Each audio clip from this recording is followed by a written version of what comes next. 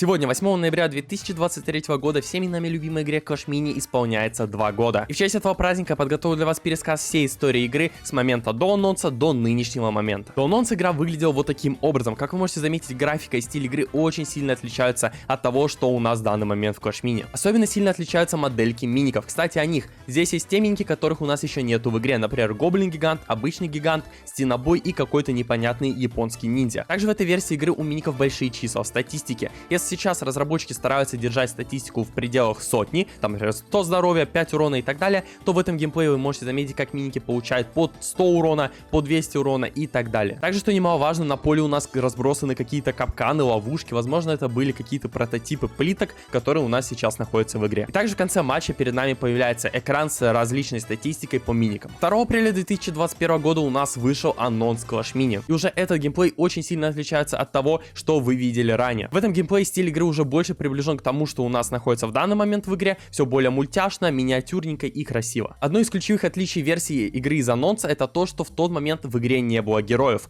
Да, как вы можете заметить, у нас на поле есть различные миники, но нету ключевого героя. В данный момент же весь геймплей в Clash Mini как раз таки строится от героев, и вообще я не могу представить игру без них. Также поле для выставления миников в подготовке к раунду было намного меньше, чем оно сейчас. И на нем еще можно заметить некую плитку мяса, которой все еще у нас нету в игре. Теперь перейдем в меню, и оно состояло у нас всего лишь из 3 кнопок. Первое это коллекция, где у нас были расположены все наши миники. Второе это основное меню, соответственно, где мы нажимали кнопку играть и у нас была колода. И третье это магазин. В меню с коллекцией миников вы можете заметить, что их стоимость в эликсире очень отличается от того, что у нас в данный момент в игре, но это все из-за изменений баланса. Теперь перейдем к версии игры, которая у нас вышла в бету 8 ноября 2021 года. Здесь у нас опять немножко поменяли стиль игры, изменили доски и саму визуальную составляющую меню и также различных других элементов. В этой версии игры у нас было 5 героев, которые прокачивались за фрагменты, которые выпадали из сундуков на мини-пассе. У героев было 10 уровней и 3 способности. Первая способность открывалась на 1 уровне, вторая на 5 и третья на 10. Также у нас было 20 миников. Прокачка миников также у нас осуществлялась с помощью копий, которые выпадали из сундуков из мини-пасса, и за определенное количество копий открывались различные способности. Одна из самых интересных фишек этой версии Clash Mini это монеты испытания. Они использовались для того, чтобы идти в бои и играть на кубки. Да, то есть раньше вы не могли бесконечно просто играть в Clash Mini, апать трофеи, вам приходилось тратить именно монеты испытания, которые вам ежедневно давали в магазине за бесплатно, и также вы могли их покупать за монеты и гемы. То есть, по сути, чтобы апать кубки, вы могли донатить, получать эти монеты и играть больше. Ну и, соответственно, так как у нас был режим на кубки, также был казуальный режим, где вы могли просто пойти, поиграть, пофаниться, потестировать какие-то колоды, не теряя трофеи. Мини-пассы в этой версии игры могли длиться по несколько месяцев, а все из-за того, что они обновлялись только с каждым новым сезоном. Также еще один очень интересный нюанс это то, что фрагменты на героев вы могли получать только из сундуков на мини-пассе. И когда вы прошли весь мини-пасс, вы больше не получали сундуки и, соответственно, не могли получить за бесплатно, не донатя в игру, фрагменты на героев. То есть, если вы там прошли мини-пасс за 1 месяц, то все оставшееся время вам приходилось просто сидеть с той же прокачкой и пытаться как-то на ней вывозить. 21 декабря 2021 года у нас вышло первое обновление, и оно сразу же было новогодним. В этом обновлении нам добавили одного нового героя, это была королевская чемпионка,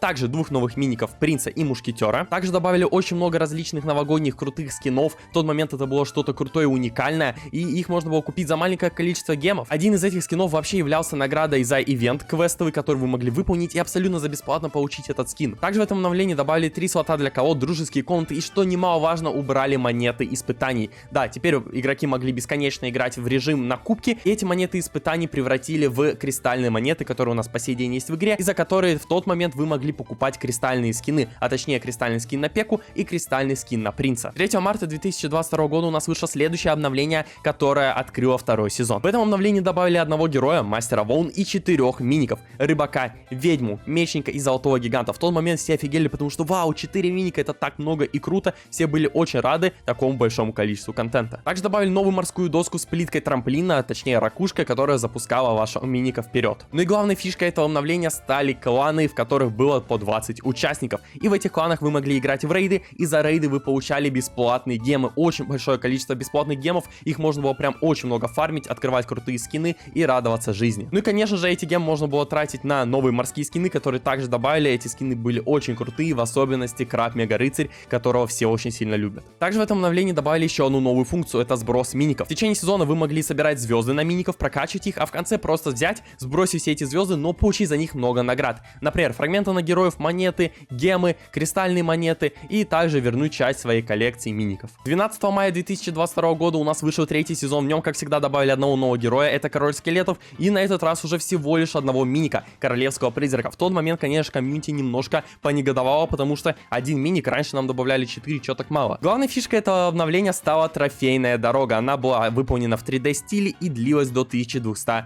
кубков. На ней вы открывали различных миников, героев, получали награды, кристальные монеты, обычные монеты и, в принципе, все. Также добавили новую доску подземелья, на ней у нас была плитка Возрождения, которая повторяла одну из основных способностей Короля Скелетов. Также мы добавили парочку скинов тематики подземелья и скин Варвара Петуха за подключение Supercell ID. Еще, что немаловажно, немного изменили прокачку героев. Теперь вторая и третья способности открывались не на 5 и на 10 уровне, а на 4 и на 8, что в разы облегчило игрокам получение этих способностей для того, чтобы играть уже с полностью крутым и прокачанным персонажем со всеми способностями. 14 июля 2022 года у нас вышло обновление с 4 сезоном. Это стало самым маленьким обновлением за всю историю игры, даже меньше, чем новогоднее обновление, и оно довольно сильно разочаровало игроков. Нам не добавили ни одного героя, ни одного миника, добавили просто экспедиции, чтобы обучать новичков различным механикам игры. Но важно сказать, что эти экспедиции даже были немножко интересными в начале, пока мы только начинали и учились их проходить, особенно сложные различные вариации этих испытаний. Также за эти экспедиции нам давали бесплатные гемы. Еще добавили уровни кланов, которые по сути ничего не меняли, сделали просто распределение по количеству наград какое-то бесполезное. Также добавили дневные подарки, которые у нас по сей день находятся в Clash Mini. Каждый день, когда вы заходите, вы можете забрать какую-то плюшечку. Еще добавили плюс 2 слота для колод, чтобы было удобнее составлять крутые различные колоды. И 3 скина, 2 из которых были у нас на графиню, клоун, который у меня все еще находится на оверлее, сонный призрак и кристальный магический лучник, которого тогда можно было купить за кристальные монеты. Дальше в игре был очень длительный застой. Разработчики готовили 5-й сезон. Он вышел 24 ноября 2022 года, и в нем было очень много изменений. Как всегда, не добавили ни одного героя, ни одного миника, но зато добавили очень много различных и крутых зданий, которые уменьшили рандом, потому что их нельзя было переставлять после того, как ты выставил. И также они выставлялись за звезды миников, которых ты прокачивал во время каток. Но открывались эти здания по мере того, как ты проходил трофейную дорогу на различных лигах. Также еще одно изменение — это то, что плитки больше не меняли свое расположение каждый раунд.